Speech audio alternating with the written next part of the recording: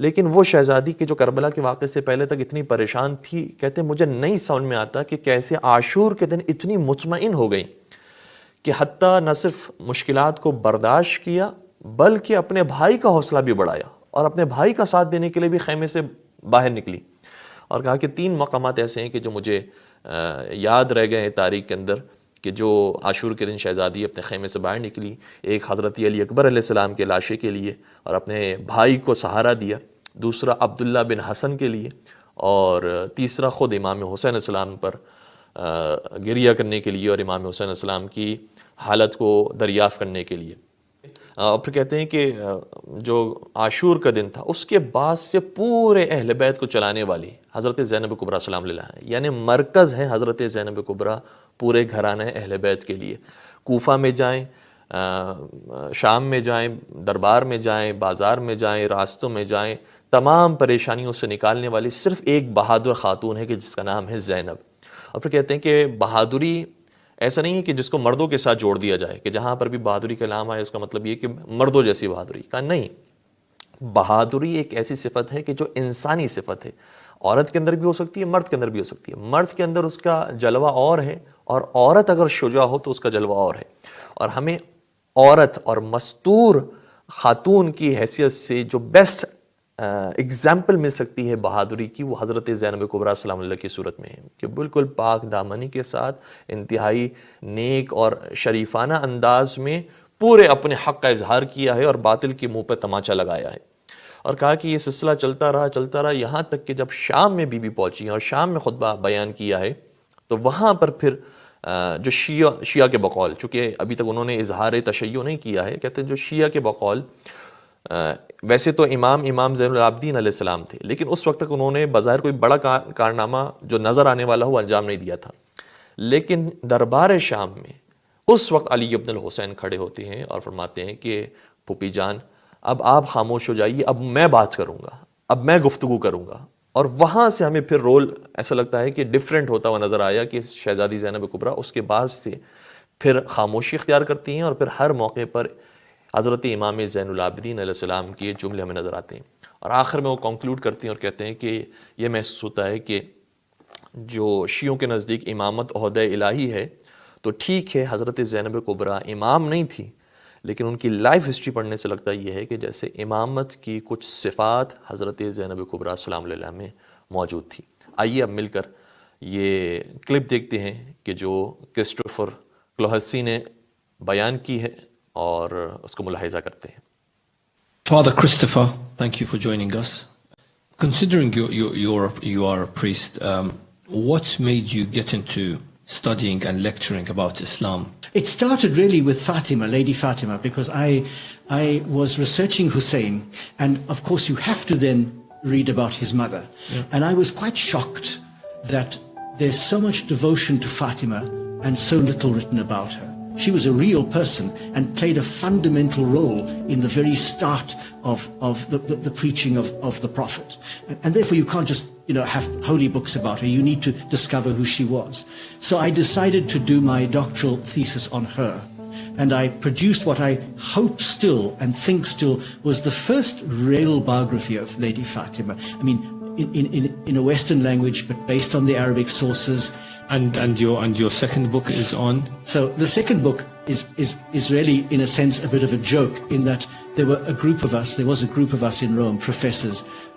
All of us have doctorates in Arabic Islamic studies. So we were sitting around a table at lunch, basically complaining that the Muslim scholars are not writing about the women of Karbala, for example, substantial work. And we each decided that we would take a female figure and produce a proper biography. So of course I took Zainab. I said, oh well, I know her mother, I'm going to now do her.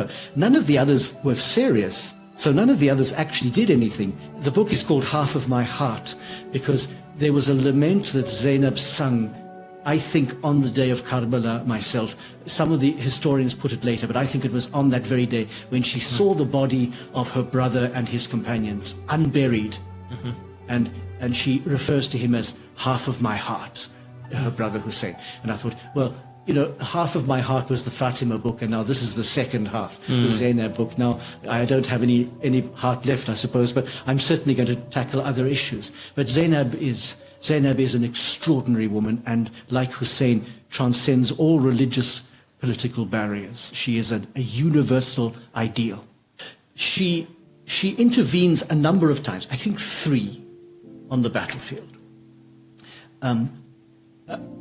And she's described, so I mean, I go into quite a lot of detail because I'm very moved by this. She's described in the days leading up to Karbala as quite distressed.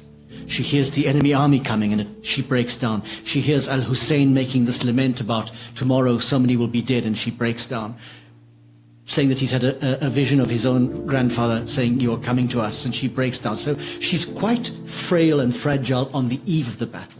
But on the day of the battle, there's a remarkable change, and even the Sunni authors record that she looked like the sun rising as she came out onto the battlefield. And 3 times she walks out of the women's tents right into the middle of the fighting, one to intervene when her nephew is killed. So Ali, the oldest of Hussein's sons, is killed. A second time she comes out to chase after this little boy at Hussein's command, and she can't catch him.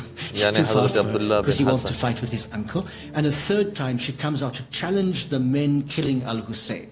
And it's this famous challenge where somebody as terrible as Umar bin Saad turns away and weeps. امام حسین کی شہادت پر عمر سعد کے سامنے کھڑی ہوئی. He knows that he's so. Allah Akbar. So in that sense, she is of great importance, but even more important after the battle, because, and this is where I get into trouble, because she was for a short time the leader of the Ahl Bayt. There's no doubt about that. Young Ali bin al-Hussein was much too sick to function immediately after the battle, and his life, in fact, is saved twice. She saves his life later on in the court of when they're before Ziyad, but that's later on. It's that period of days after Karbala, from the journey between Karbala to Kufa to the court of Yazid, to Damascus. That period, however long it was, and it's difficult to know how long it was, when they were being interrogated and ill-treated, she was the pole around which everything revolved. Absolutely. And there's a particular moment where her nephew, Ali bin al-Hussein, says to her, be quiet now, let me speak. And that for me is the moment when he takes his place as imam. He's imam, but when he actually takes his place and takes over leadership of this group. But until then, it is Lady Zainab. And I always defend this by saying, she's not a woman with masculine virtues. Bravery is not a masculine virtue, it's a human virtue. So we don't want to say she was as good as a man. That's a terrible thing for me. She was an extraordinarily powerful woman who betrayed all the great virtues. By betrayed, I mean showed forth all the great virtues that are equally right in women as in men. Bravery, courage, the ability to speak with great articulation against injustice. And in a sense, she functioned as the leader of the House of Islam. Now, I mean, of the Ahl Bayt. So I then said to some scholars, could she be said in a sense to have shared in the imama? So I got into a bit of trouble. Yeah. And I understand. Yeah, because that's because the imama is something more than that. But she certainly possessed some of the qualities that are crucial to imama. Subhanallah. She did. Without being imama, without having the legal power and the jurisprudential power of the imam. She had some of the qualities that are necessary for the imam to function.